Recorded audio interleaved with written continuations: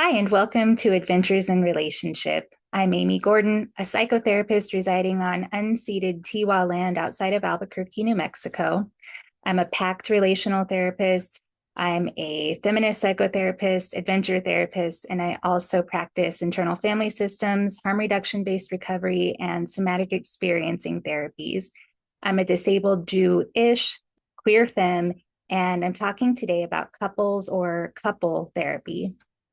This topic has been standing out to me lately due to being in a number of therapist groups and referral networks where other clinicians are like always asking for therapists who are Gottman trained. And that kind of bugs me, frankly. So I wanted to talk a little bit about why.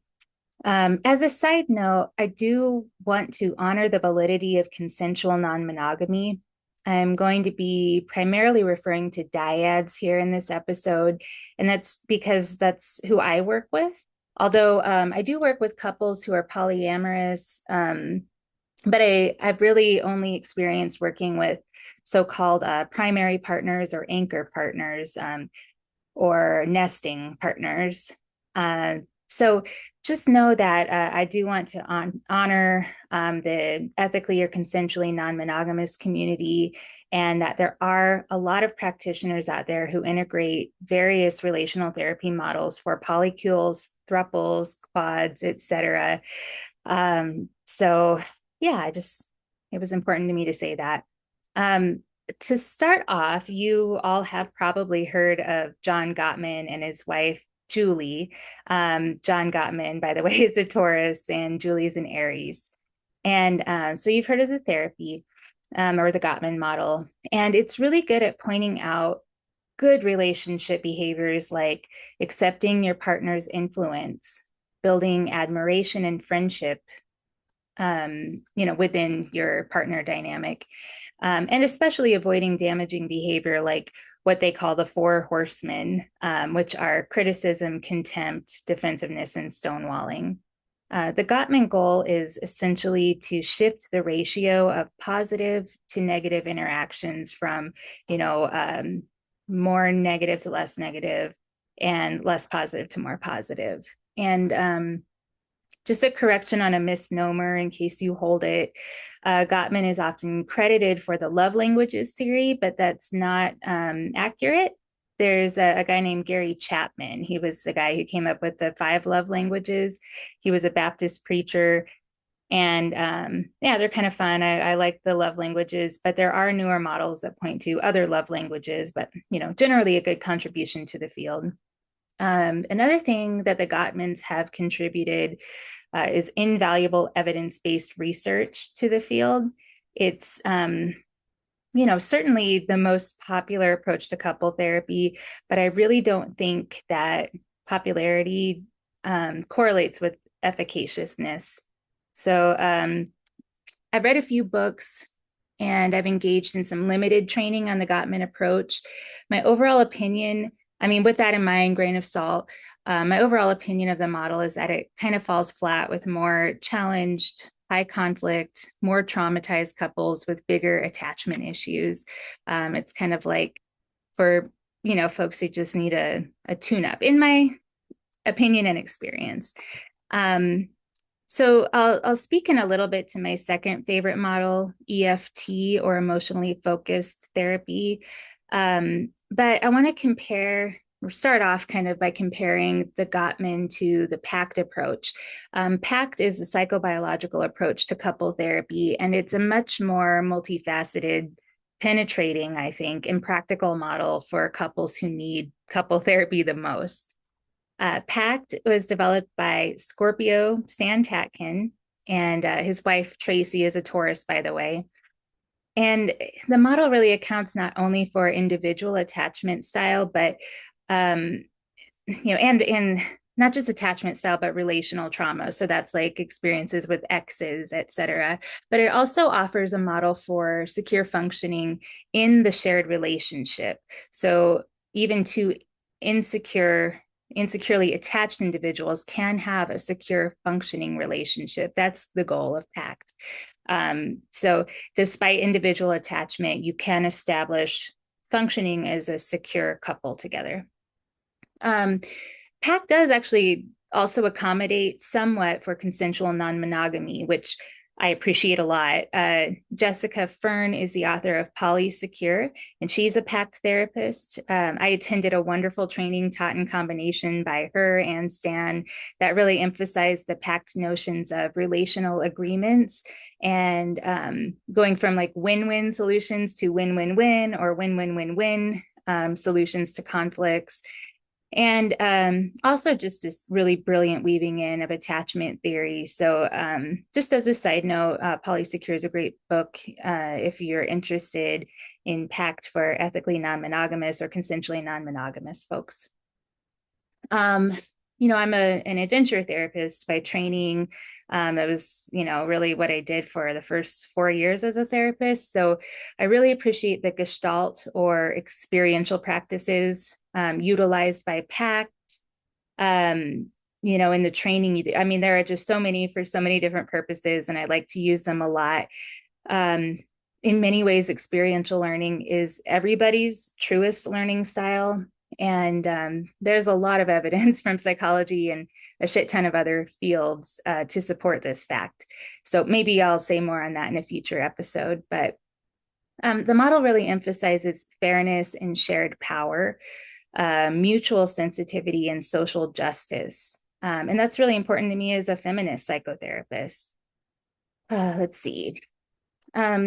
Well, prior to my official PACT credentialing, I read a number of Stan's books, and they just made so much more sense to me from the macro to the micro levels than some of the simpler models. And some of the, I don't know if you call it macro or micro, but some of the model involves understanding animal behavior. And I'm talking about like the human primates. So animal behavior of the human primates, protective mechanisms, and threat detection system. And it breaks down in really great detail the neuroscience of arousal, regulation, and attachment. I find it incredibly helpful to be able to provide psychoeducation to my clients about these matters. I think they really get to know each other and themselves and the unique constellation of the relationship through various lenses in this model that are really helpful. And, through practicing as a therapist in this model, I get to witness couples shift from this like self-protective, defensive, resentful dynamic to developing a huge capacity for understanding and supporting their partner. Circumnavigating, I think is a word. The behavior that simply doesn't work in their couple system, and learning to soothe and co-regulate each other in a manner that strongly mitigates conflict and drives mutual generosity, you could say.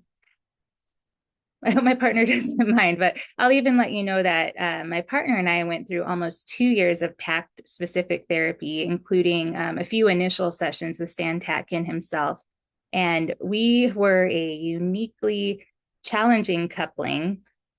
We were really unable to meet each other in the ways that we needed. And the level of thriving that we're now experiencing that I really would only describe as miraculous, to me is really due to this model. And I'm certain actually that the Gottman model wouldn't have gotten us through to anywhere near where we are today. I don't think we would have made it because we are both very strong-willed.